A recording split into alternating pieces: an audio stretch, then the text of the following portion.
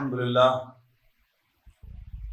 للہ نحمده ونستعینه ونستغفره ونؤمن به ونتوکل علیہ ونعوذ باللہ من شرور انفسنا ومن سیئات اعمالنا من يهده اللہ فلا مضل له ومن يضلل فلا هادی له ونشهد ان لا الہ الا اللہ وحدہ لا شریک له ونشهد ان سیدنا محمدا عبدہ ورسولہ ارسلہ بالہدی ودین الحق لیظہرہ علی الدین کلہ وکفی باللہ شہیدا فصلی اللہ علیہ وسلم تسلیما کثیرا کثیرا اما بعد فاعوذ باللہ من الشیطان الرجیم بسم اللہ الرحمن الرحیم قل من یرزقکم من السماء والارض امن یملک السمع والابصار ومن يخرج الحي من الميت ويخرج الميت من الحي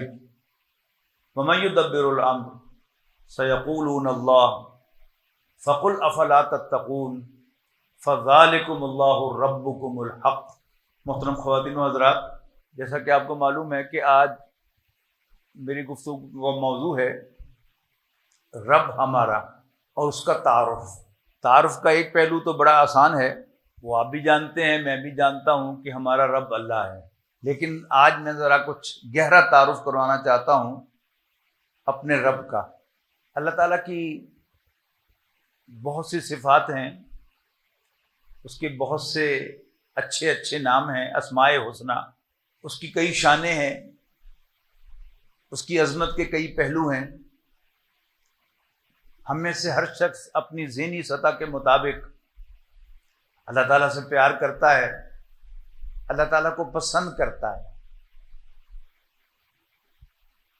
اگر میں آپ حضرات سے سوال کروں کہ اللہ تعالیٰ کی کون سی حیثیت آپ کو سب سے زیادہ متاثر کرتی ہے، کھینچتی ہے اپنی طرف، یا آپ کو اللہ تعالیٰ کی کون سی صفت یا کون سی حیثیت زیادہ پسند ہے، تو آپ میں سے اکثر لوگ کہیں گے کہ وہ بڑا رحم فرمانے والا ہے، کچھ کہیں گے کہ وہ بخشنے والا ہے،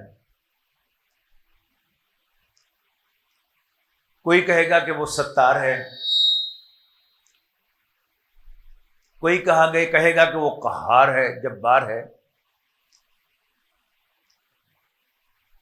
لیکن سوال یہ ہے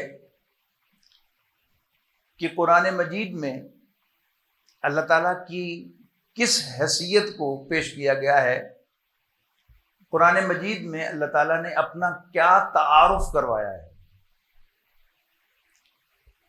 سب سے پہلے ہمیں ایک غلط فہمی دور کر لینی چاہیے۔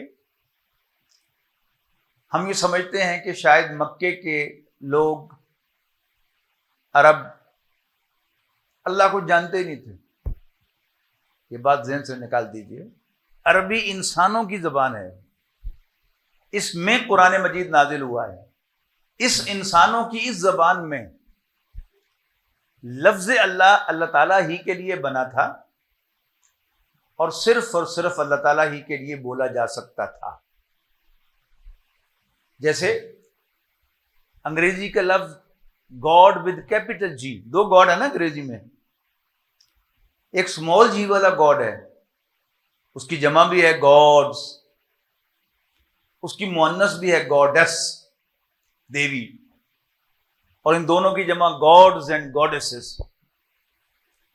لیکن جو کیپٹل جی والا گاڈ ہے، آپ میں سے جو لوگ انگریزی سے دلچسپی رکھتے ہیں وہ میری بات کو اپریشیٹ کریں گے، کیپٹل جی والے گاڈ کے ساتھ نہ کبھی دی لگتا ہے، نہ اے لگتا ہے، نہ اس کی جمع ہے، نہ اس کی مؤنث ہے، وہ وحدہ لا شریک ہے۔ تو لفظ اللہ عربی زبان کا لفظ ہے جو اللہ تعالیٰ ہی کے لیے بنا تھا، اللہ تعالیٰ ہی کے لیے بولا جاتا تھا، بولا جاتا ہے، بولا جائے گا۔ غیر اللہ کے لیے یہ لفظ بولا ہی نہیں جا سکتا۔ اس کے مقابلے میں لفظ ہے الہ، معبود، وردی آف ورشپ، اس کی جمع بھی ہے آلہہ، اس کی مؤنث بھی ہے لات، عزا اور منات۔ تو اللہ یہ عربی زبان کا لفظ ہے، اللہ تعالیٰ کے لیے بنا ہے، اور اہل عرب اللہ کو خوب جانتے تھے۔ کیا جانتے تھے؟ اللہ کو کیا مانتے تھے؟ قرآن مجید میں ایک سے زائد مرتبہ ایک بات دہرائی گئی۔ نبی اکرم صلی اللہ علیہ وسلم سے کہا گیا لَإِن سَأَلْتَهُم مَّنْ خَلَقَ السَّمَاوَاتِ وَالْأَرْضِ، یقیناً اے نبی اگر تم ان سے پوچھو، یہ ان کون ہے؟ یہ مکے والے ہیں۔ اے نبی یقیناً اگر تم ان سے پوچھو کہ بتاؤ بھلا آسمانوں اور زمین کو کس نے پیدا کیا؟ آسمان اور زمین یہ قرآن مجید کا محاورہ ہے اس کائنات کے لیے، اس یونیورس کے لیے، تو لازماً کہیں گے کہ اللہ ہی نے پیدا کیا۔ اب میں اس کو دوسرے الفاظ میں کہہ رہا ہوں کہ مکے کے کافر توحید کے ساتھ اللہ تعالیٰ کو خالق کائنات مانتے تھے، لیکن آج ابتدا میں سورہ یونس کی جو ایک آیت سے زائد میں نے تلاوت کی، اس میں تو حد ہی ہو گئی۔ فرمایا قل من یرزقکم من السماء والارض، اے نبی ذرا ان سے پوچھو، بتاؤ بھلا تمہیں آسمان اور زمین سے رزق کون دیتا ہے؟ ام من یملک السمع والابصار، یا یہ پوچھو کہ بتاؤ بھلا کون تمہاری آنکھوں اور تمہارے کانوں کو کنٹرول کرتا ہے، کانوں اور آنکھوں کو کنٹرول کرتا ہے؟ وَمَن يُخْرِجُ الْحَيَّ مِنَ الْمَيِّتِ وَيُخْرِجُ الْمَيِّتَ مِنَ الْحَيِّ، اور کون زندہ کو مردہ سے اور مردہ کو زندہ سے نکالتا ہے؟ وَمَن يُدَبِّرُ الْأَمْرَ، اور کون کاموں کو پلان کرتا ہے، کاموں کی تدبیر کرتا ہے، یعنی کون یہ نظام ہستی چلا رہا ہے؟ سَيَقُولُونَ اللَّهُ، تو کہیں گے اللہ۔ تو پنجابی کہوں گے باقی رہ کی گیا؟ خالق بھی وہی، رازق بھی وہی، آنکھیں اور کان بھی اسی کے کنٹرول میں، زندگی اور موت کا مالک بھی وہی، اور سارے کاموں کو چلانے والا بھی وہی۔ آگے فرمایا فَقُلْ أَفَلَا تَتَّقُونَ، تو پھر ان سے پوچھو کہ پھر تم اس سے ڈرتے کیوں نہیں ہو؟ وہ اتنا طاقتور ہے، اس سے ڈرتے کیوں نہیں ہو؟ پھر اللہ تعالیٰ نے اپنا قرآنی تعارف کروایا۔ وہ قرآنی تعارف کیا تھا؟ فَذَلِكُمُ اللَّهُ رَبُّكُمُ الْحَقُّ، تو جان لو یہی اللہ تمہارا حقیقی رب ہے۔ میں نے اس کیا نا کہ اللہ عربی زبان میں اللہ کے لیے بنا تھا لفظ اللہ، اس کے مقابلے میں لفظ رب یہ عربی زبان میں اللہ تعالیٰ کے لیے نہیں بنا تھا، یہ آقاؤں کے لیے بنا تھا۔ آپ نے عربی میں کہنا ہو امیہ بن خلف حضرت بلال کا آقا تھا نا، جس نے تشدد کیا ان پر، تو آپ کے پاس رب کے سوا کوئی اور لفظ نہیں ہے، آپ نے کہنا ہے امیہ بن خلف حضرت بلال کا آقا تھا، تو کیا کہیں گے؟ کانا امیہ رب بلال، امیہ بلال کا رب تھا۔ اسی طرح آپ چلے جائیں سعودی عرب میں، کوئی مکان کرائے پہ لیں تو مالک مکان کو کیا کہیں گے؟ رب الدار، گھر کا مالک۔ آپ فقہ کی کوئی کتاب اٹھا کر دیکھیں، کتاب البیوع نکالیں، خرید و فروخت کا باب، جس میں اسلام کا معاشی نظام بیان ہوا ہے، وہاں انویسٹر کو کیا کہتے ہیں؟ رب المال، مال کا مالک۔ دوسرا تو محنت کش ہے نا، لیکن انویسٹر جس کا وہ اصل مال ہے وہ رب المال کہلاتا ہے۔ ایک بات پر شاید آپ نے کبھی غور کیا ہو، نہیں کیا تو آج کر لیں۔ نبی اکرم صلی اللہ علیہ وسلم اول روز سے موحد تھے۔ آپ کا بڑے سے بڑا دشمن بھی آپ پر یہ الزام عائد نہیں کر سکا کہ فلاں موقع پر محمد نے بھی تو چپکے سے اس بت کو سجدہ کیا تھا، معاذ اللہ. کسی نے اٹھائی انگلی؟ ہرگز نہیں. یہی بات آپ نے بلند آواز سے کہہ دی تو اتنا تماشا تو نہیں بننا چاہیے تھا، اتنا ہنگامہ تو نہیں ہونا چاہیے تھا جو ہو گیا. اب ذرا آئیے کہ وہ اللہ تعالیٰ کو خالق تو مانتے تھے. جو پہلی آیت قرآن مجید میں نازل ہوئی اس پر ذرا غور کیجئے، زیر ذہن میں رکھ کر کہ مکے کے کافر توحید کے ساتھ اللہ تعالیٰ کو خالق مانتے تھے. اقرأ بسم ربک الذی خلق، پڑھ اپنے اس رب کے نام سے جس نے پیدا کیا. قرآن مجید کی پہلی آیت میں اللہ تعالیٰ نے ان ارباب کے نیچے سے کرسی کھینچ لی کہ تم مخدوم ہو، خدمت لیتے رہو، لیکن رب نہیں ہو. مالک میں ہوں، یہ میری کرسی ہے. اس کی آپ یوں سمجھیے، میں مثال سے سمجھاؤں کہ دو چیزیں ہوتی ہیں. ایک ہوتا ہے آپ کو کوئی ملازم چاہیے تو اس کے لیے جو کم سے کم آپ کے ذہن میں معیار ہوگا وہ کیا ہوگا؟ کام جانتا ہو اور دیانتدار ہو. اگر آپ کو کوئی ایسا شخص مل جائے جو کام بھی جانتا ہو، دیانتدار بھی ہو، تو پھر آپ کہتے ہیں واہ بھائی مزے آ گئے. آپ ریلیکس کرتے ہیں، آپ کو ہر وقت جو ہے وہ دکان میں نہیں بیٹھنا پڑتا. آپ کو دیانتدار کیش پر بیٹھنے کے لیے مل جائے، ایک دیانتدار مینیجر آپ کو مل جائے آپ کا کاروبار چلانے کے لیے، تو پھر اور آپ کو کیا چاہیے؟ دیکھیے حضرت بلال رضی اللہ تعالیٰ عنہ ایک عام قسم کے غلام تھے، اور ایک عام آدمی ہم سب اپنے اوپر قیاس کر لیں. کیا ہم یہ دعوے کے ساتھ کہہ سکتے ہیں کہ ہم اپنا کام 100% دیانتداری کے ساتھ کر رہے ہیں؟ نہیں کر رہے. لیکن جب نبی اکرم صلی اللہ علیہ وسلم پر ایمان لائے حضرت بلال رضی اللہ تعالیٰ عنہ، تو اگر کوئی تھوڑی بہت کسر تھی بھی تو وہ ٹھیک ہو گئی ہوگی. اب حضرت بلال گئے ہوں گے امیہ بن خلف کے پاس، سر آئی ایم ویری سوری کہ میں آپ کی خدمت میں کوتاہی کرتا رہا ہوں. ہیرا پھیری بھی کر لیتا تھا کبھی کبھی. لیکن آج وہ ہے نا ہاشمیوں کے محمد صلی اللہ علیہ وسلم، عبداللہ کے بیٹے، انہوں نے مجھ سے وعدہ لیا ہے کہ میں جھوٹ نہ بولا کروں اور میں دھوکہ دہی چھوڑ دوں.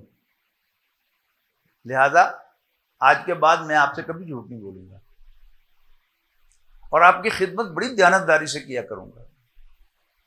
آپ مجھے بتائیے کہ امیہ کو اس پر خوش ہونا چاہیے تھا یا ناراض؟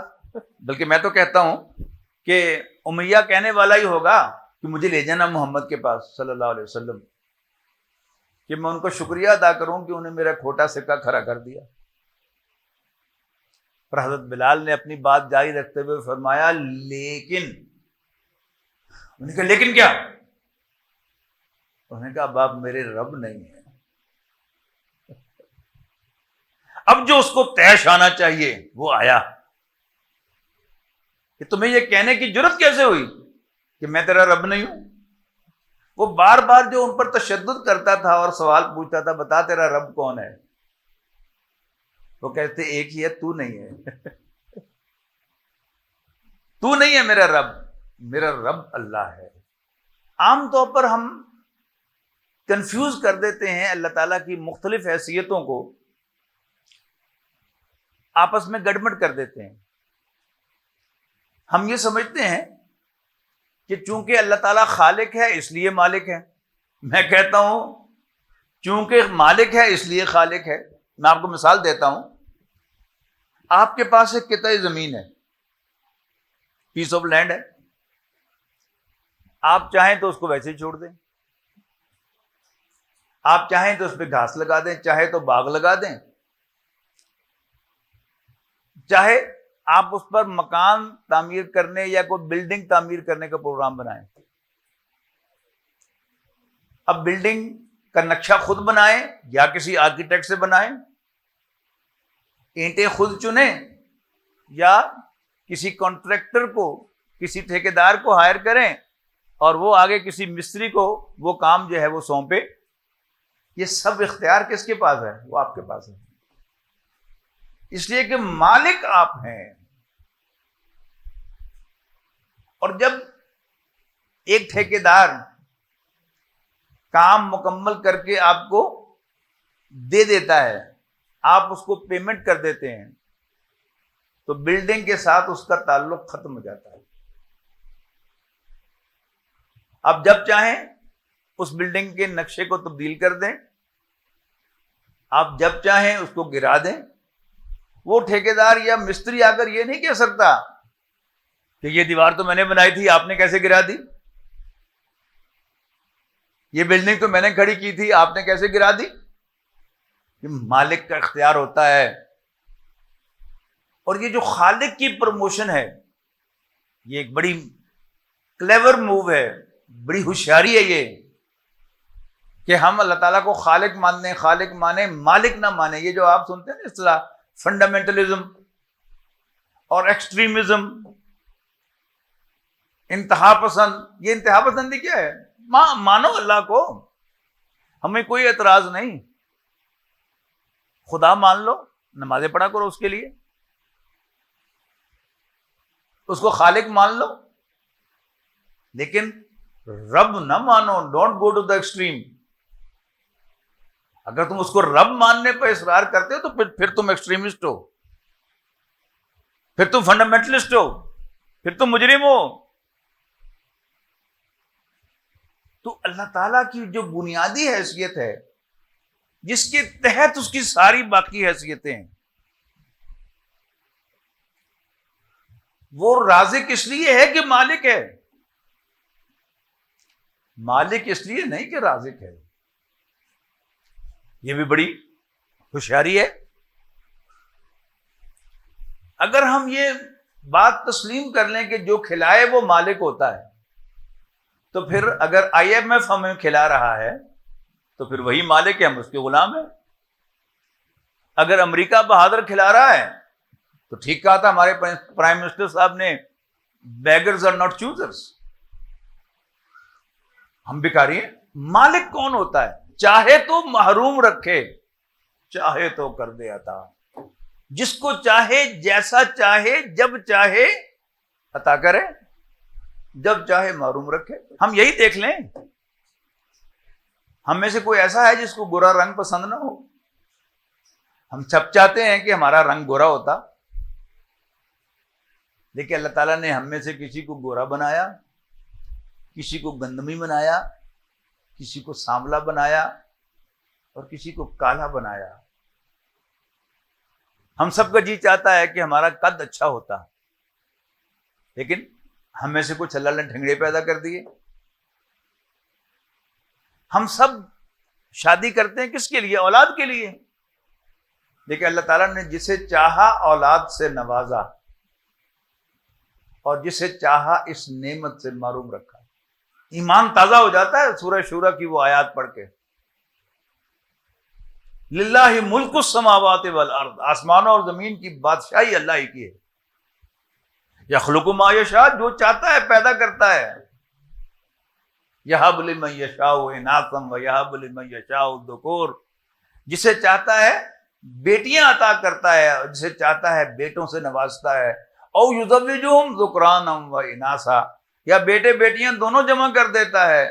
وَيَجْعَلُ مَن يَشَاءُ عَقِيمًا، اور جسے چاہتا ہے بے اولاد رکھتا ہے. واہ واہ. دو سگے بھائی ہوں، ایک 5 وقت کا نمازی ہو،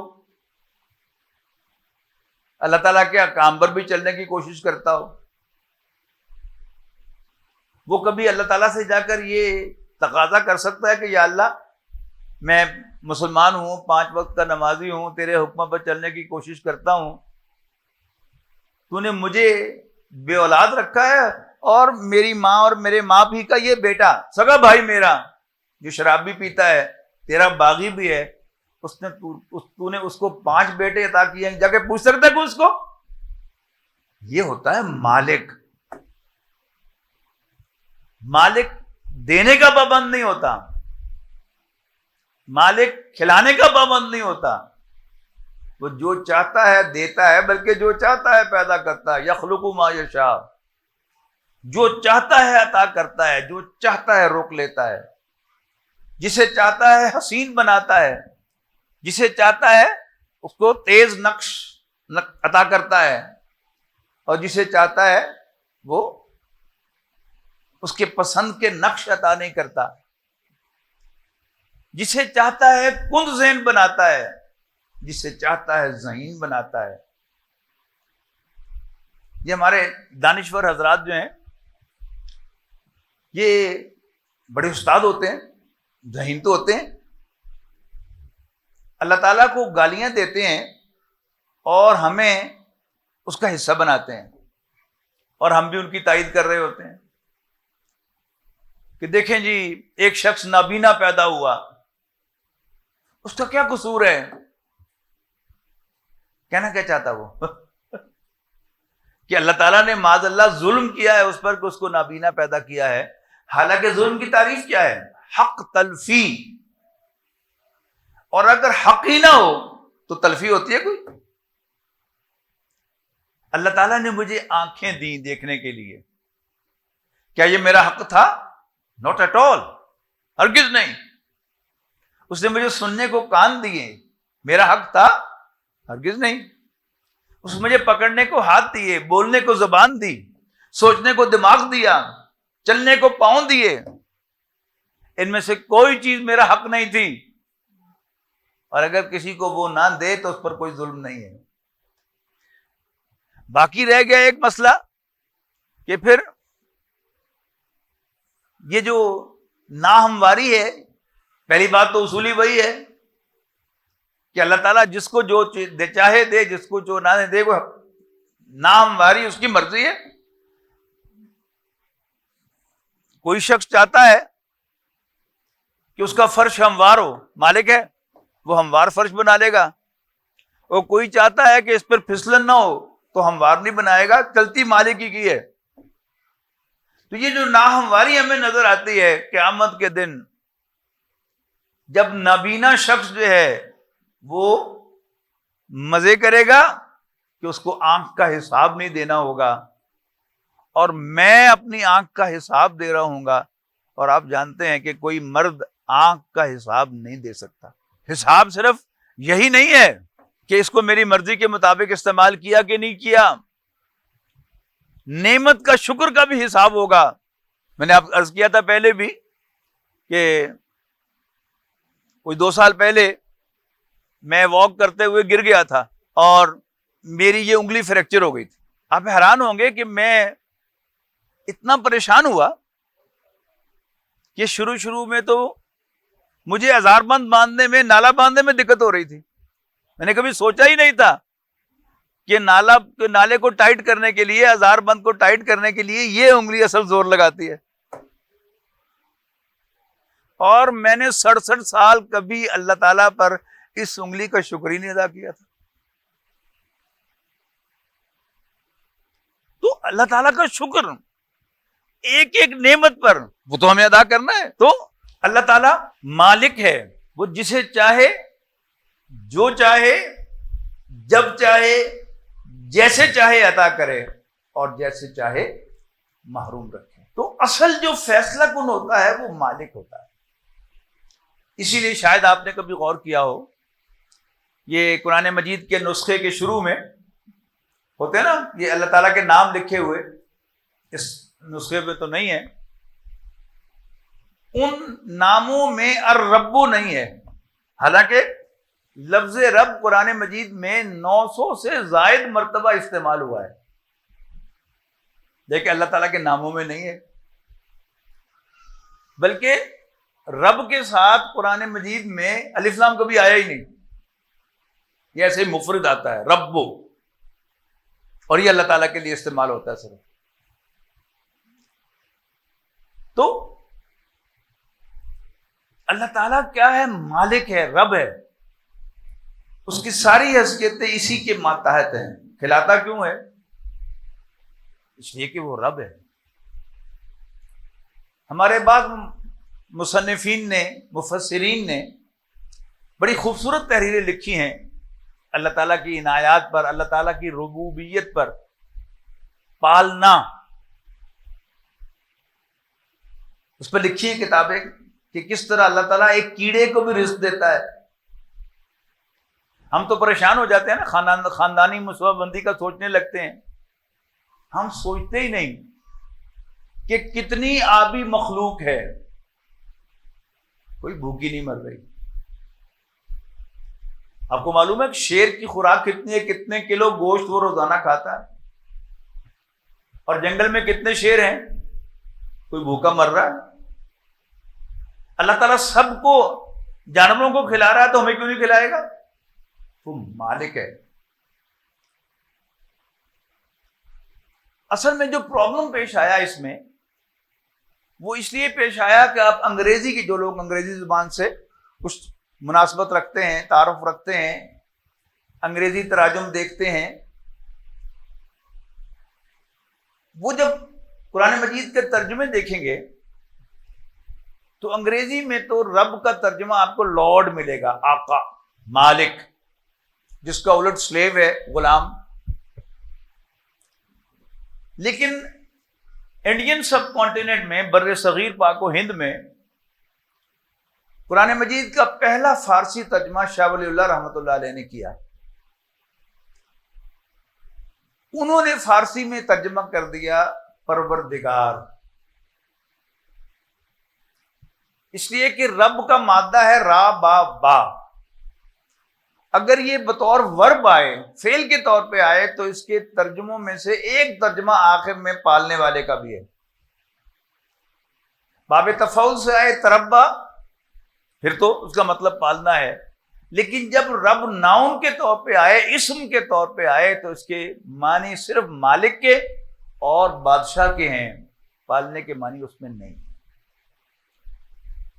پھر اردو ترجمے جو سب سے پہلے کیے، شاہ صاحب ہی کے دو صاحبزادوں نے کیے، شاہ رفیع الدین اور شاہ عبد القادر رحمہم اللہ، انہوں نے کیے، اور پھر یہ ترجمہ پالنے والا، پرورش کرنے والا، یہ پکا ہو گیا اردو زبان کے اندر، لیکن انگریزی تراجم میں لارڈ ہے۔ اچھا، اب اردو تراجم میں بھی آپ دیکھیں گے، محظوظ ہوں گے آپ، کہ جب اینڈ پہ پہنچتے ہیں قل اعوذ برب الفلق، اس کا ترجمہ کریں گے میں صبح کے مالک کی پناہ میں آتا ہوں، اس کے فوراً بعد قل اعوذ برب الناس کا ترجمہ کرتے ہیں کہ لوگوں کے پروردگار کی پناہ میں آتا ہوں۔ تو رب جو ہے وہ پالنے والا نہیں، مالک ہے، اور مالک اختیار، اور مالک کی شان یہی ہے کہ جسے چاہے جیسے چاہے ٹریٹ کرے۔ جو امپلائر ہوتا ہے وہ پابند ہوتا ہے، اس نے تنخواہ پر رکھا ہے کوئی ملازم، وہ اخلاقاً پابند ہے کہ جو تنخواہ اس نے مقرر کی ہے، دینی طے کی ہے، وہ تنخواہ ضرور دے، جو مراعات طے کی ہیں وہ دے۔ رب کا الٹ ہے عبد، بندہ۔ عبداللہ، اللہ کا بندہ، میرا نام عبد السمیع والد صاحب نے رکھا، السمیع کا بندہ، سب کچھ سننے والے کا بندہ۔ قرآن مجید کا جو پہلا انگریزی ترجمہ ہوا اور بڑا آتھینٹک ترجمہ تھا، وہ تھا محمد مرمڈوک پکتھول کا۔ یہ برطانیہ کے رہنے والے ایک کالے مسلمان تھے، مسلمان ہوئے، پھر 7 سال جا کر انہوں نے سعودی عرب میں گزارے، دیہاتوں میں رہے، وہاں عربی محاورہ سیکھا، پھر قرآن مجید کا ترجمہ کیا۔ بڑا زبردست ترجمہ ذرا ہے، وہ ببلک زبان میں داؤ دائی والا، تو آج کی ہماری جو زبان ہے اس سے مختلف ہے، لیکن ترجمہ ٹیکسٹ کے بالکل قریب ہے۔ وہ بہت فرینکلی عبد کا ترجمہ سلیو کرتے ہیں، غلام۔ لیکن اس کے بعد پروفیسر عبداللہ یوسف علی، یہ گورنمنٹ کالج لاہور کے پرنسپل تھے، انہوں نے انگریزی میں قرآن مجید کا ترجمہ اور ساتھ تشریح بھی لکھی۔ اب یہ رفتہ رفتہ برطانوی دور ہٹ کر اب امریکن دور آ رہا ہے، اور امریکہ میں باقاعدہ سول وار کے بعد غلامی وہاں پر ختم کر دی گئی۔ ابراہیم لنکن کو اس کا کریڈٹ جاتا ہے کہ اس نے غلامی ختم کر دی، اگرچہ بالفعل ہے لیکن قانونی طور پر گورے کالے سب برابر ہیں. یہاں سے منتقل ہونے والے بھی جب ان کو امریکن شہریت مل جاتی ہے تو پھر دوسرے گوروں کے برابر ہو جاتے ہیں وہ. اب امریکہ میں غلام کہنا جو ہے یہ کیا تھا؟ یہ گالی تھی. لہذا انہوں نے سلیو کا لفظ استعمال نہیں کیا اب کے لیے. ایک نیا لفظ وہ لے کے آئے، بونڈز مین، بندھا ہوا آدمی. وہ جو اکبر الہ آبادی نے کہا تھا کہ رپٹ لکھوائی ہے جا کے تھانے میں رقیبوں نے کہ اکبر نام لیتا ہے خدا کا اس زمانے میں. اب اس زمانے میں سلیو کہنا جو ہے یہ بہت بری بات ہے. ایک دلچسپ بات بتا رہا ہوں کہ اسی موضوع پر کبھی مجھے امریکہ میں خطاب کرنے کا موقع ملتا رہا تو اکثر کسی آدمی نے مجھے ساتھ آ کے بڑی لمبی چوڑی بحث کی کہ نہیں یہ لفظ سلیو استعمال نہ کیا کر. بونڈز مین. اس کے بعد سعودی عرب نے 90s میں اپنا ترجمہ کروایا ہے، یعنی اپنے ایک اسکالر سے، ڈاکٹر محسن خان صاحب نے ترجمہ کیا. انہوں نے ترجمہ کیا عبد کا ہمبل سرونٹ. ہمبل منکسر مزاج اور سرونٹ ملازم. یاد رکھیے گا ملازم جتنا مرضی ہمبل ہو جائے وہ غلام نہیں ہوتا. بڑا بنیادی فرق ہے ملازمت میں اور غلامی میں. ذرا جلدی سے اگر آپ اس فرق کو دیکھنا چاہیں کہ کیا فرق ہے، سب سے پہلا فرق کیا ہے کہ ملازمت ہمیشہ اپنی پسند اور چوائس سے ہوتی ہے. آپ بہت تنگ دست ہیں، آپ کو ایک ملازمت کی پیشکش ہوئی، آپ کو وہ ملازمت پسند نہیں یا جس کا ملازم ہونا ہے وہ پسند نہیں، آپ انکار کر دیں گے. آپ کو کوئی مجبور نہیں کر سکتا کہ آپ لازمن ہو جائیں. جبکہ غلامی کبھی بھی بائی چوائس نہیں ہوتی. ملازمت ہمیشہ چوائس سے، امپلائمنٹ آلویز ود چوائس، لیکن slavery never ever with choice. ملازمت میں ایک کانٹریکٹ ہوتا ہے، معاہدہ. غلامی میں کوئی معاہدہ نہیں ہوتا. اس معاہدے میں کیا ہوتا ہے؟ جاب ڈسکرپشن ہوتی ہے کہ آپ کو ہم اس کام کے لیے ملازم رکھ رہے ہیں، تو دوسرا کام کہا جائے گا تو آپ انکار کر سکتے ہیں. پھر اوقات کار ہوتے ہیں ملازمت میں کہ آپ صبح 8 بجے سے لے کر 5 بجے تک یا صبح 8 سے شام 8 بجے تک آپ ملازمت کریں گے. لیکن غلامی کے کوئی ٹائمنگ نہیں ہوتے. یہ لفظ جو بتا رہا تھا، لفظ عبد عربی کی مشہور ڈکشنری ہے المنجد، اس میں ہے عبود یعبد فہو عبد. اس کا ترجمہ ہے جدی پشتی غلام ہونا. غلام 24 گھنٹے کا غلام ہوتا ہے، دن کو بھی غلام، رات کو بھی غلام، صبح بھی غلام، شام بھی غلام، کھڑا ہوا بھی غلام، بیٹھا ہوا بھی غلام، لیٹا اور سویا ہوا بھی غلام.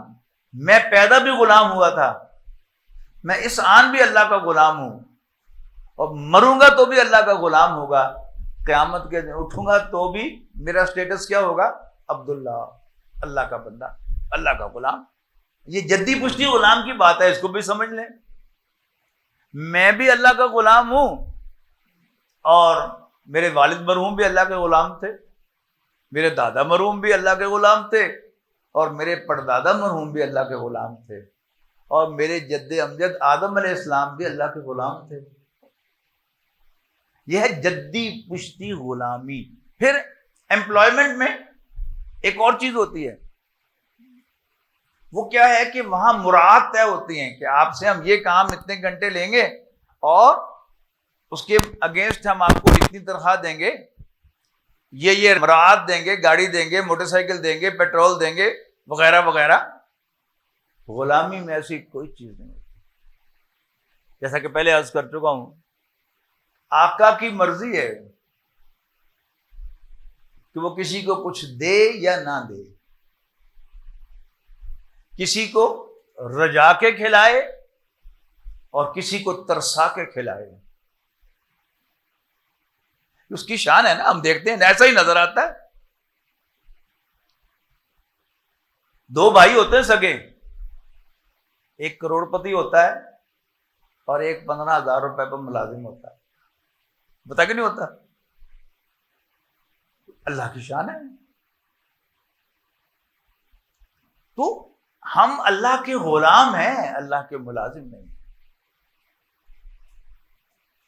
یہ ایک علیحدہ بات ہے کہ وہ جو امریکہ کے لوگ بحث کرتے ہیں کہ نہیں نہیں غلامی یہ بڑی انسلٹ کی بات ہے. آئی اگری کہ انسانوں کی غلامی انسلٹ کی بات ہے، لیکن اللہ کی غلامی جیسی ٹور کی بات ہی کوئی نہیں ہے. کشادہ دست کرم جب وہ بے نیاز کرے، نیاز مند نہ کیوں عاجزی پہ ناز کرے. یہ اقبال ہی کا کام ہے کہ وہ عاجزی میں بھی ناز کر دے. کشادہ دست کرم جب وہ بے نیاز کرے، نیاز مند نہ کیوں عاجزی پہ ناز کرے. اللہ تعالیٰ کی غلامی جو ہے یہ کیا ہے؟ ہمارے لیے عزت کی بات ہے. اس سے بڑی عزت ہے ہی کوئی نہیں.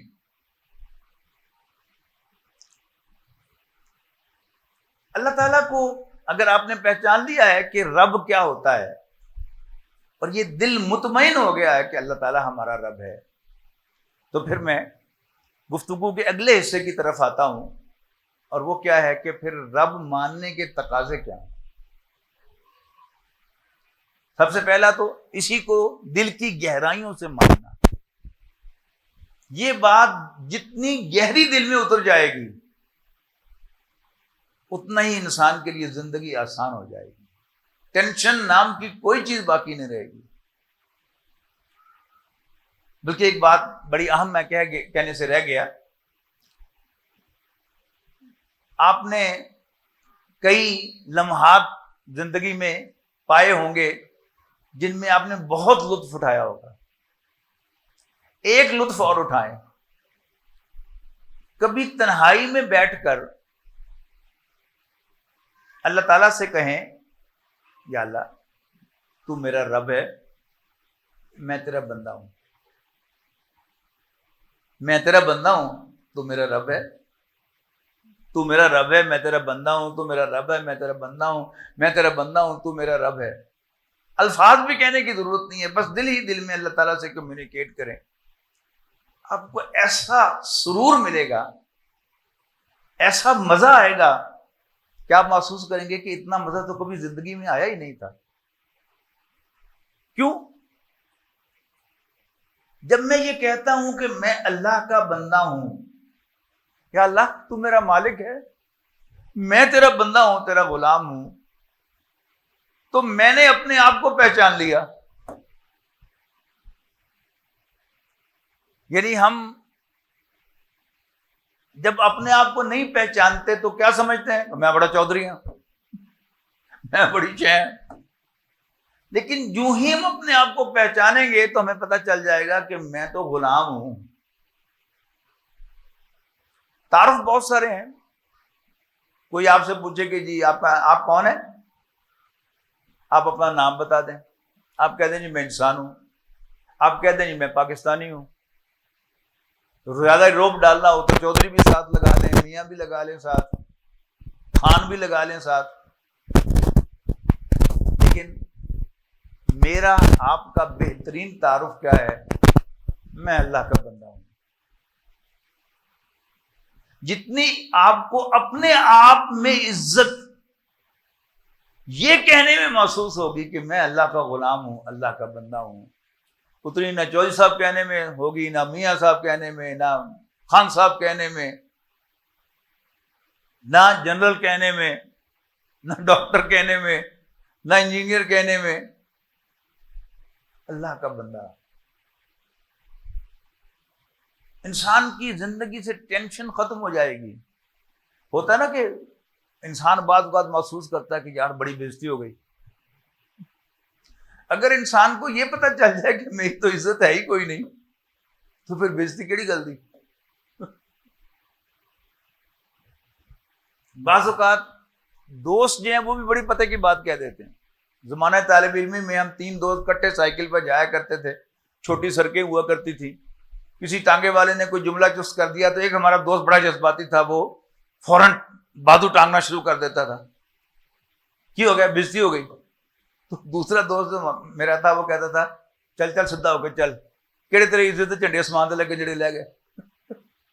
یعنی ہم نے کچھ چیزیں فرض رکھی ہوئی ہیں کہ ہم بڑی عزت والے ہیں. ہے کہ کیا بھروسہ ہے زندگانی کا, آدمی بلبلا ہے پانی کا. چراغ بجھتے پتہ چلتا ہے کوئی؟ یہ ایک سانس جو میں لے رہا ہوں, I'm not sure کہ اگلا سانس میں لوں گا. یہ جو ہم چل کر اس مارکی میں پہنچے ہیں, آپ میں سے کوئی یقین کے ساتھ کہہ سکتا ہے کہ وہ اپنے قدموں نکل کے باہر بھی جائے گا؟ نہیں کہہ سکتا. اللہ تعالیٰ نے جتنی زندگی, جتنے سانس مجھے عطا کیے ہیں, میں اتنے ہی لے کر آیا ہوں. اس سے آدھا سانس بھی میں زیادہ نہیں لے سکتا. یہ تو میری حیثیت ہے. تو چودر کیڑی گل دی, آکڑ کیڑی گل دی. تو اللہ تعالیٰ کو رب ماننے کے بعد جو تقاضے ہیں, ان میں سے پہلا تقاضا کیا ہے کہ اللہ تعالیٰ سے مانگا جائے. اللہ تعالیٰ سے مانگا جائے. قرآن مجید میں نازل ہونے والی پہلی آیت کا تعارف میں کرا چکا ہوں. قرآن مجید کے ٹیکسٹ میں بسم اللہ کے بعد جو پہلی آیت ہے وہ کیا ہے؟ وہاں بھی اللہ تعالیٰ کا تعارف یہی ہے, الحمدللہ رب العالمین. ساری تعریف اس اللہ کے لیے ہے جو تمام جہانوں کا رب ہے, مالک ہے. اور پھر اس کی صفات کچھ ماننے کے بعد معاہدہ کیا ہے؟ ایاک نعبد. جو لوگ عربی زبان سے واقفیت رکھتے ہیں وہ جانتے ہیں کہ اس کے 2 ترجمے ممکن ہیں. ایک ہے باب نصر سے ترجمہ, عبدہ یعبدو سے نعبدو, اس کا مطلب ہے ہم تیری ہی عبادت کرتے ہیں. عبادت کرنا ایکٹ ہے, نماز روزہ حج زکوٰۃ ایکٹ ہے. اور جب بھی کوئی عمل ہوتا ہے اس کی کوئی ابتدا ہوتی ہے, کوئی انتہا ہوتی ہے. اللہ اکبر, نماز کی عبادت شروع ہو گئی اور السلام علیکم رحمۃ اللہ, نماز کی عبادت اختتام پذیر ہو گئی. لیکن بندگی پہلے بھی بندہ ہی تھا, نماز کے دوران بھی بندہ ہی تھا, اور نماز کے بعد بھی بندہ ہی تھا. اور اس کے بعد ہے ایاک نستعین, تجھی سے مدد مانگتے ہیں. دوسرا کیا ترجمہ کیا ہو سکتا ہے کہ اس کو باب کروما سے کریں تو ترجمہ بنے گا اے اللہ ہم تیرے ہی بندے ہیں اور تجھ ہی سے مدد مانگتے ہیں. اب ان دونوں کو کمپیئر کر کے دیکھیں, موازنہ کر کے دیکھیں. پہلے یہ کر کے دیکھیں کہ اللہ میں تیرے لیے 2 نفل پڑھتا ہوں تو مجھے 2 روٹیاں دے دے. اللہ تعالیٰ کہہ نہیں سکتا کہ مجھے تمہارے 2 نفلوں کی ضرورت نہیں ہے, تو میں تو بھوکا مر گیا نا. 2 روٹیاں میری ضرورت ہے, 2 نفل اللہ کی ضرورت نہیں ہے. تو بات بنی نہیں. اب یوں ترجمہ کر کے دیکھیں کہ ایاک نعبد, اے اللہ ہم تیرے ہی بندے ہیں, و ایاک نستعین, اور تجھ ہی سے مدد مانگتے ہیں. گل بن گئی کہ نہیں؟ رائٹ اسٹیبلش ہو گیا, حق بن گیا کہ غلام اپنے آقا ہی سے مانگتا ہے. صوفیاء کرام آپ سب جانتے ہیں ان کو. یہ کون تھے؟ یہ ہم سب کے محسن تھے, یعنی سوائے ہم میں سے کوئی جو کہیں سے منتقل ہو کے آیا ہو, جیسے کرشی, ہاشمی, یہ سعودی عرب سے آئے, منتقل ہو کر کوئی اور سا آیا ہو. جو ہندوستان کا رہنے والا ہے وہ ہندوؤں کی اولاد ہے, اب مانے یا نہ مانے, تحقیق کر کے دیکھ لیں. ہم مسلمان کیسے ہوئے؟ صوفیاء کرام کے ہاتھ پر ہمارے بڑے مسلمان ہوئے. یہ صوفیاء کون تھے؟ کوئی بخارا سے, کوئی سمرقند سے, کوئی دنیا کے اس کونے سے, کوئی اس کونے سے. مرشد نے حکم دیا کہ تم لاہور جا کے بیٹھ جاؤ. مرشد نے حکم دیا تم پاک پٹن جا کے بیٹھ جاؤ، مرشد نے حکم دیا تم ملتان جا کے بیٹھ جاؤ، مرشد نے حکم دیا کہ تم دہلی جا کے بیٹھ جاؤ، مرشد نے حکم دیا کہ تم اجمیر جا کے بیٹھ جاؤ۔ تو جو اس کے پاس جمع پونجی تھی ایک تھیلی میں ڈالی اور وہ آ گیا۔ اس نے آ کر ایک سڑک کے کنارے ایک کٹیا بنائی، جھونپڑی بنائی اور ایک گھڑا خریدا۔ میں نے ایک مثال دے رہا ہوں، انہوں نے کتنے کتنے طریقے اختیار کرے، یہ تو آپ تاریخ پڑھیں گے تو پتہ چلے گا۔ ایک مثال دے رہا ہوں آپ کو۔ اور ایک پیالہ خرید لیا، قریب کہیں نہر سے روز گھڑا بھر کے بیٹھ گئے، جو بھی مسافر گزر رہا ہے پیالہ بھر کے پانی کا پیش کیا، پیاس لگی ہونی، پانی پی لو۔ اس نے ظاہر ہے پیاس تو لگی ہوئی ہے، ایئر کنڈیشن کار میں تو نہیں گزرتا تھا اس وقت کوئی، وہ شکریہ ادا کرتا تھا، خوش ہوتا تھا، ایک دو منٹ بیٹھ جاتا تھا، اس کے ساتھ میٹھی میٹھی باتیں کرتے تھے اور چپکے چپکے اللہ تعالیٰ کا ایمان اس کے دل میں ڈالتے تھے۔ وہ شکریہ ادا کرتا تھا تو کہتے تھے نہیں نہیں نہیں، یہ رب نے تمہیں پانی پلایا ہے، اٹھ کے چلا گیا۔ اب لوگوں نے غور کرنا شروع کیا کہ یہ ہے کون؟ پتہ چلا کہ یہ تو سمرقند سے، بخارا سے آیا ہے۔ اچھا، یہاں اکیلا رہتا ہے، یہ کھاتا پیتا کیا ہے؟ پتہ چلا تحقیق کرنے پر کہ سب کے سامنے تو کچھ نہیں کھاتا، یہ اولے ہو کر درختوں کے پتے کھاتا ہے۔ لوگ بڑے شرمندہ ہوئے، انہوں نے کہا نہیں جی نہیں، کھانا میں تڑے سے گھروں لے کے آواں گا۔ کھانا لے آیا۔ اب پھر اس نے کھانا جو مسافر گزر رہا ہے، آؤ جی کھانا کھا لو، میں نے بیٹھ کے۔ پھر ایک آدمی کے کھانے میں سے 3-4 آدمیوں کو کھانا کھلا دیا، خود بھوکا رہ گیا، اوروں کو کھلا دیا۔ کئی گھروں سے کھانا آنا شروع ہو گیا۔ تو ایسا ہی کوئی شخص جو تھا، اس کو کئی گھروں سے کھانا آنا شروع ہو گیا، تو ایک لنگر اس نے بنا دیا اور پورے جو ارد گرد کی کمیونٹی تھی ان کو کہا کہ کھانا میرے ساتھ آگے کھایا کریں، فری، میں آپ کی خدمت کرنا چاہتا ہوں۔ لنگر کھل گیا۔ اللہ تعالیٰ کا معاملہ جو ہے وہ اپنے تمام بندوں کے ساتھ یکساں نہیں ہے۔ پنجابی محاورہ نا کہ بندہ کو بندہ دیکھ کے۔ نبی اکرم صلی اللہ علیہ وسلم اللہ کے سب سے چہیتے اور پیارے تھے نا، ایک دفعہ انشاءاللہ کہنا بھول گئے۔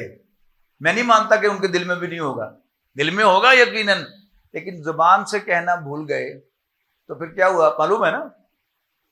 15 دن وہی نہیں آئی۔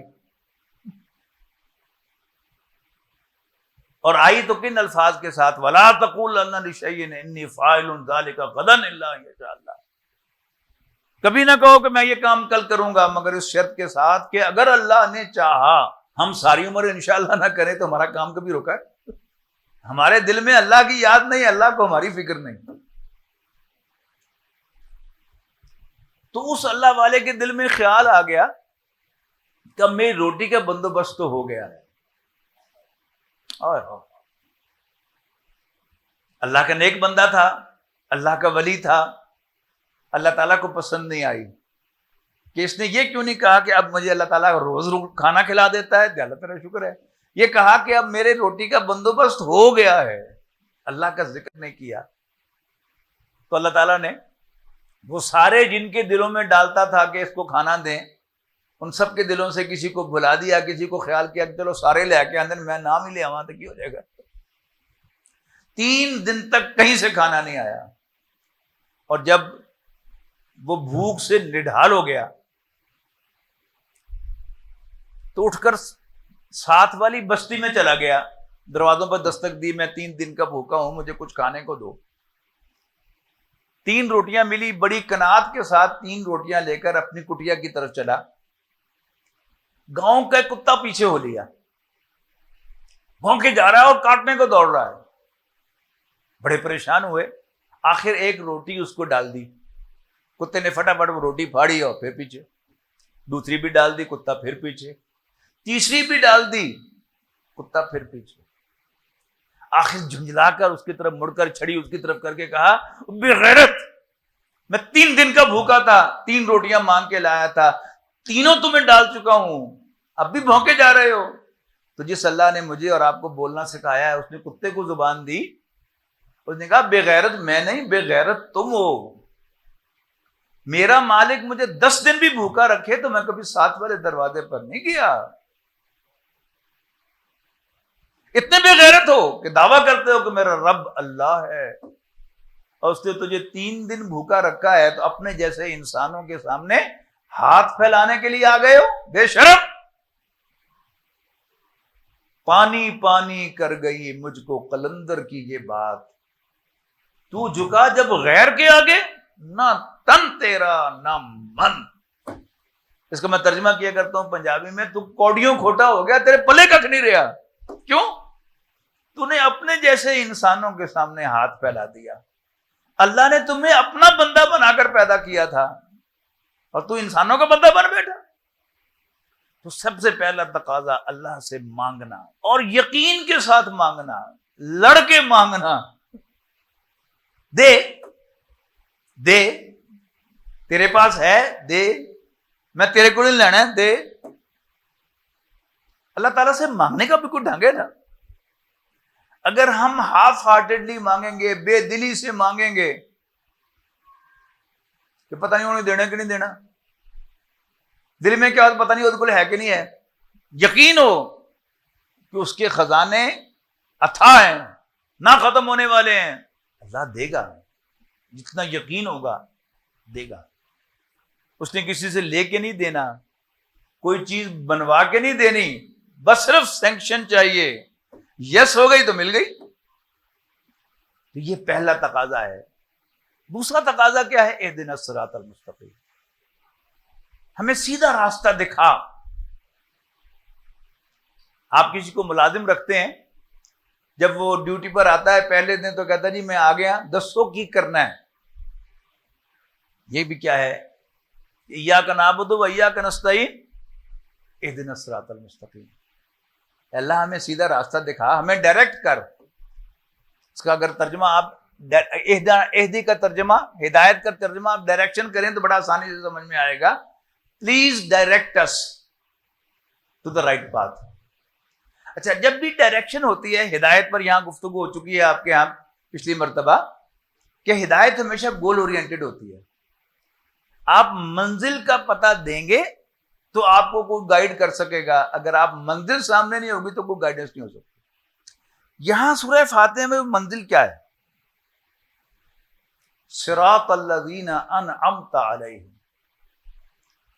ہمیں ان لوگوں کا راستہ دکھا جن پر تو نے انعام کیا۔ انعام کیا ہوتا ہے؟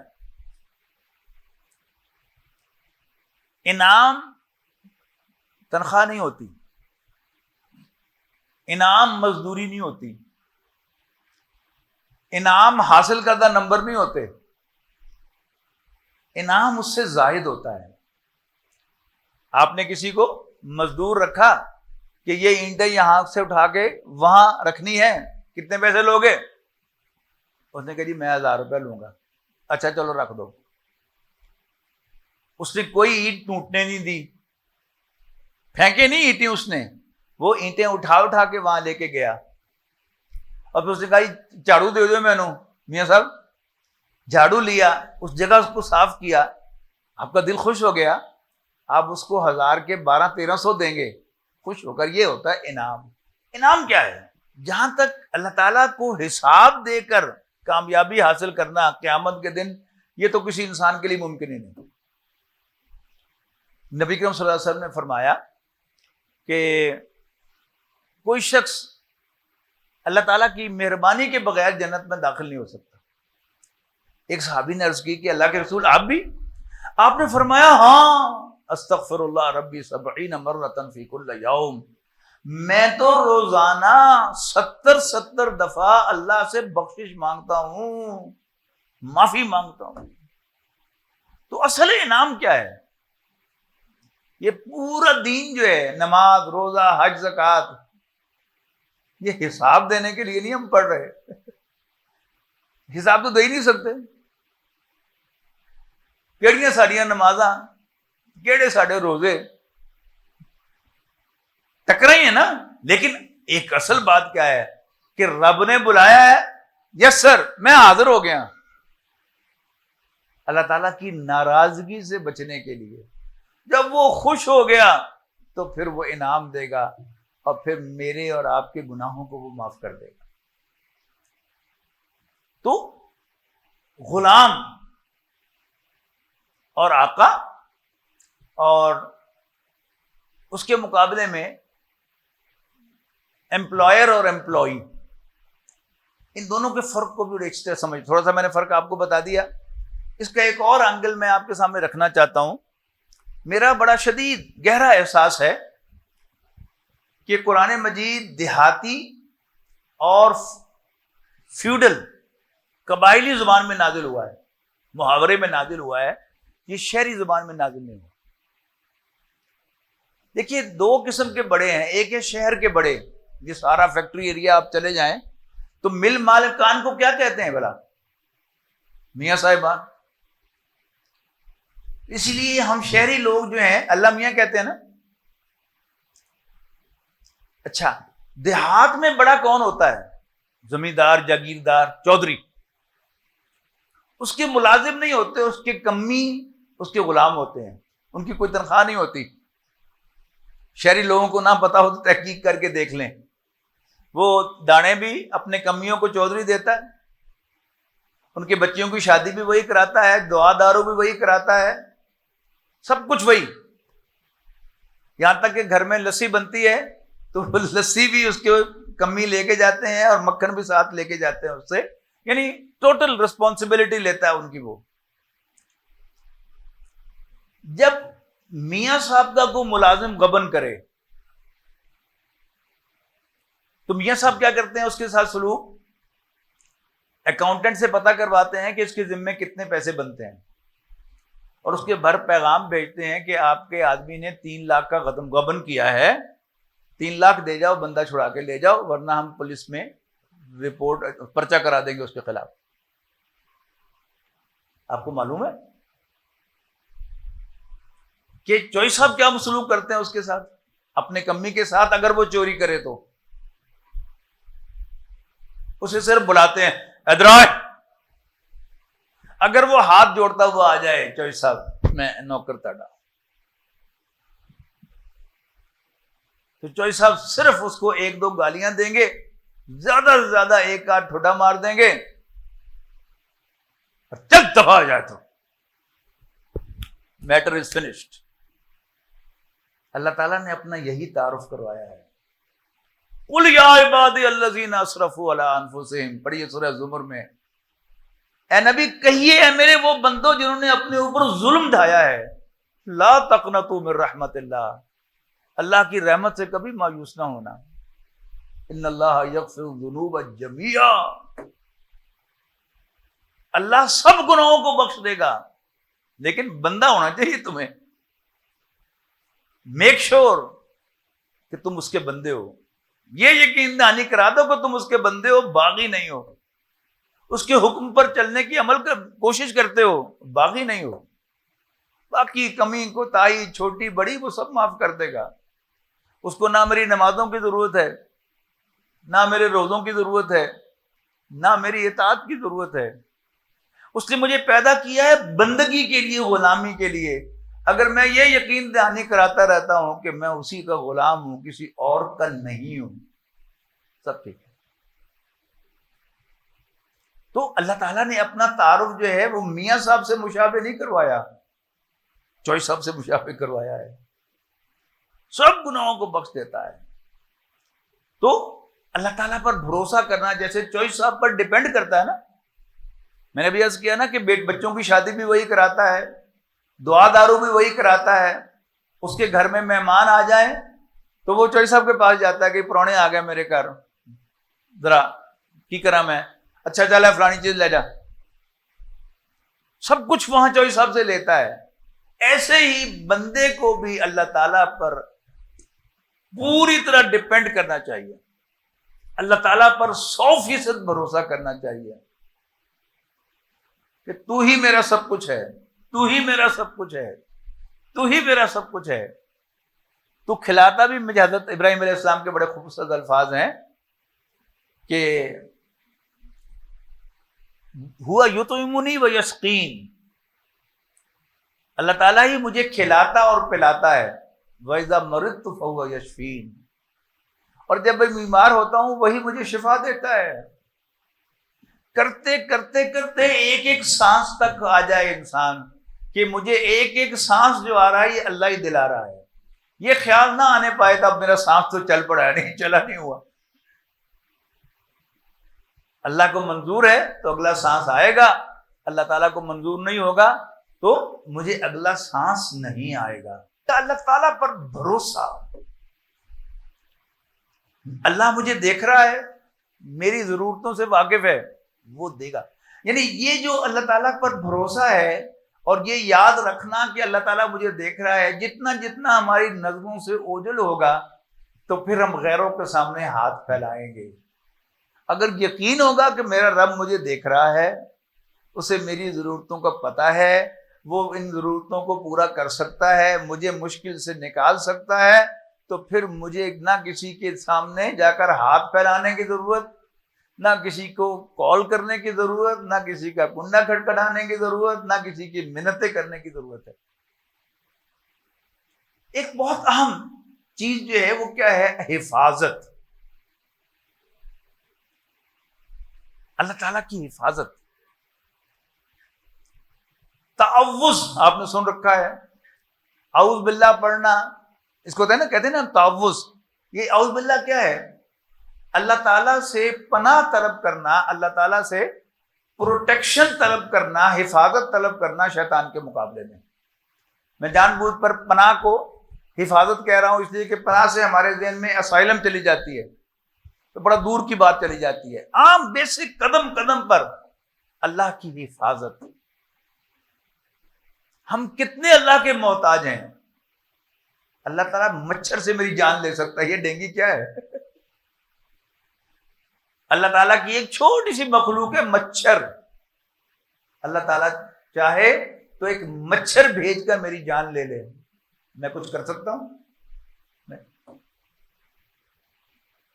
تو اللہ تعالیٰ پر ڈپینڈ کرنا کہ میں اللہ کی نظروں میں ہوں، وہ مجھے دیکھ رہا ہے، وہ میری حفاظت کرے گا۔ تعوذ بڑی خاص چیز ہے۔ ہم عام طور پر تعوذ کرتے ہیں نا کہ جب کوئی بہت ہی بری حرکت ہو جائے اور الیاذ باللہ، اللہ کی پناہ، لا حول ولا قوہ۔ آپ حیران ہوں گے کہ قرآن مجید میں سورہ نحل کے اندر نبی اکرم صلی اللہ علیہ وسلم کو ہر مرتبہ قرآن مجید کی تلاوت کرنے سے پہلے تعوذ کو حکم دیا گیا ہے۔ اذا قرأت القرآن فاستعذ باللہ من الشیطان الرجیم، اے نبی جب بھی قرآن پڑھو تو شیطان مردود سے اللہ تعالیٰ کی حفاظت میں ضرور آ جایا کرو۔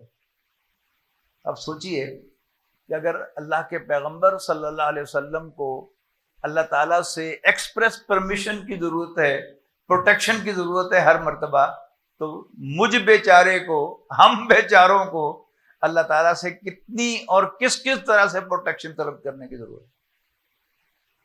تو اللہ تعالیٰ سے پروٹیکشن طلب کرنے والا۔ یہاں پھر میں کمپیریزن کروں گا، موازنہ کروں گا چوہی صاحب کا، میاں صاحب کا۔ آپ حیران ہو رہے ہوں گے کہ میں میاں صاحب کے پیچھے ہی پہ گیا کہ اگر کسی میاں صاحب کا جی ایم کسی وجہ سے گرفتار ہو جائے تو میاں صاحب بڑا تیر ماریں گے، ایس پی کو فون کر دیں گے کہ جی پولیس میرے جی ایم نے پھڑ کے لے گئی، ذرا خیال رکھنا۔ لیکن یاد رکھیے گا چوہی صاحب کے کمی کو پولیس پکڑ کر نہیں لے جا سکتی۔ ایس ایچ او 3 سٹارز کے ساتھ چوہی صاحب کے پاؤں میں آ کے بیٹھے گا اور منتیں کرے گا، چوہی صاحب میری نوکری کا سوال ہے، ایک باری گرفتاری دے دیو، میں پہلی تفتیش ہی تھی، ابتدائی تفتیش ہی تھی، خارج کر دیں گا مقدمہ، میری نوکری کا سوال ہے، ایک باری گرفتاری دے دو۔ یہ ہے اللہ تعالیٰ کی شان کہ اللہ تعالیٰ کی اجازت کے بغیر نہ شیطان میرا کچھ بگاڑ سکتا ہے، نہ کسی ملک کا صدر، وزیر اعظم، وزیر اعلیٰ، ایس پی، تھانے دار، پڑوسی، جگیردار، رساگیر، بدماش، کوئی میرا کچھ نہیں بگاڑ سکتا اگر میرے رب کی اجازت نہ ہو۔ تو ہم سب کو بڑے اہتمام کے ساتھ اللہ تعالیٰ کی پروٹیکشن بھی مانگتے رہنا چاہیے، تعوذ کرتے رہنا چاہیے، اس کا شکر ادا کرتے رہنا چاہیے، ایک ایک بال پر شکر۔ مجھے بتا رہا کہ مجھے جب فریکچر ہوا تو اندازہ ہوا کہ میں نے 67 سال اس انگلی کا شکر ادا نہیں کیا تھا، اس انگلی پر اللہ تعالیٰ کا۔ تو پھر میں نے ایک دن جو ہے وہ لے کر ٹو سے لے کر وہ اوپر تک سارا یا اللہ تیرا شکر ہے، یا اللہ تعالیٰ شکر کیا 67 سال کی عمر میں پہلی دفعہ۔ چاہیے کیا تھا؟ تو اللہ تعالیٰ کو اپنا مالک مانے، اپنا رب مانے، اس کے شکر کو اپنا معمول بنائیں، اس سے مغفرت طلب کرتے رہیں کہ یا اللہ معاف کر دیں، معاف کر دیں۔ پھر میں کر دوں گا کہ اس بات کو بھی ہمارے صوفیہ نے بہت خوب لیا ہے، بلکہ پہلے میاں عمر صاحب کو بشیر آپ کو سناؤں کہ میں بھی کواں تیرا تو وہ بھی کبھی تیرا، یعنی تیرا بندہ، ربا تیرا کچھ نہیں جاندا جے تم ہی کہہ دے میں میرا۔ یعنی قیامت کے دن اگر اللہ تعالیٰ مجھے یہ کہہ کر بلائے او میرا بندہ آ گیا تو میرے تو پیسے پورے ہو گئے۔ میرا اس سے بڑا انعام نہیں کو ہو سکتا کہ اللہ نے مجھے اپنا بندہ مان لیا۔ تو وہ بھی کبھی تیرا تو میں بھی کہاں تیرا، ربا تیرا کچھ نہیں جاندا جب تم ہی کہہ دے میرا۔ اور بابا بلے شاہ کا وہ مشہور جو ان کی دعا ہے کہ عدل کریں نہ انصاف کریں، مولا معاف کریں بس معاف کریں، نہ میں عمل کماواں تو نہ میں فرض نبھاواں، تیری شان اچیری میں مٹیاں دی ٹیری، سن ایک عرض میری مولا معاف کریں بس معاف کریں۔ تو اللہ تعالیٰ کا شکر ادا کرتے رہنا چاہیے، اس سے بخشش مغفرت طلب کرتے رہنا چاہیے، اور اس سے پروٹیکشن مانگتے، یا اللہ حفاظت کریں، یا اللہ بچائیں، یا اللہ حفاظت کریں۔ اللہ نے حفاظت کر لی تو کسی اور کی حفاظت کی مجھے ضرورت نہیں۔ آخری بات عرض کر رہا ہوں کہ کسی کو کہنا ہو ٹھیک ہو جا، اس کا با محاورہ پنجابی ترجمہ کیا ہے؟ بندہ بن جا۔ تو یہ ہماری زبان میں جو محاورے ہیں بڑے گہرے محاورے ہیں کہ کوئی بندہ جتنا مرضی نمازی پرہیزگار ہوئے، سچا دیانتدار ہوئے، جی اللہ کا بندہ نہیں تو ٹھیک نہیں، جی بندہ تو ٹھیک ہے۔ تو پھر آؤ اسی بھی سارے بندے بن جائیے۔ آخر دعوانا الحمدللہ رب العالمین۔ ہمارے تنظیم اسلامی کا امیر جناب شراف الدین شیخ صاحب کی سرجری ہے ابھی 31 تاریخ کو، اور ان کی صحت یابی کے لیے دعا کریں۔ لی مارکی کے سیکیورٹی گارڈ کے بیٹے کی صحت یابی کے لیے دعا کریں۔ ملتان میں ہمارے پرانے ساتھی تھے ناصر انیس صاحب، ان کا آج انتقال ہو گیا ہے، ان کی مغفرت کے لیے دعا کریں، اور تمام مرحومین کی یہ دعا کریں کہ اللہ تعالیٰ ان کو مغفرت دے، اور تمام بیماروں کی شفا کے لیے دعا کریں۔ الحمدللہ رب العالمین والعاقبۃ للمتقین والصلاۃ والسلام علی رسول الکریم۔ ربنا اغفر لنا ذنوبنا وكفر عنا سيئاتنا وتوفنا مع الابرار۔